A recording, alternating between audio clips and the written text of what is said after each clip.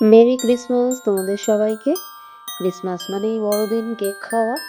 তাই সকাল সকাল প্লেটে সাজিয়ে নিয়েছি কেক, জয়নগরের মোয়া। সকাল হতে না হতেই ছেলের বায়না, আজকে কোথাও ঘুরতে নিয়ে যেতেই হবে। প্রতিবার আমরা বেরোই কোথাও না কোথাও একটা ঘুরতে, কিন্তু এবছর আর সেটা হয়নি। তাই ছেলেকে নিয়ে সন্ধ্যেবেলা একটু বেরিয়েছিলাম চার্চে।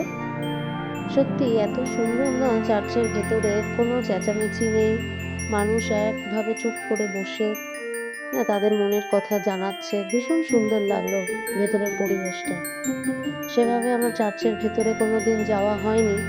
যখনই যেতাম ছোটবেলায় প্রায় দেখতাম বন্ধ, কিন্তু আজকে দেখলাম খোলা আছে, তাই গেলাম ছেলেকে নিয়ে।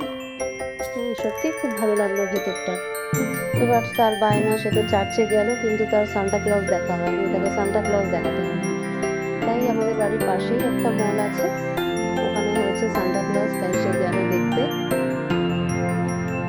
এতদিন আগেও না ও ভাবতো কি যে সান্টা ক্লজ মনে হয় কোনো গিফট দেয়, কিন্তু এই ধারণাটা লাস্ট এই 2 বছর হলো ধারণাটা তার পাল্টেছে। সে এখন বুঝেছে যে না, সান্টা ক্লজ আর তাকে গিফট দেয় না, তার বাড়ির লোকেরাই সান্টা ক্লজ সেজে তাকে গিফট দিত।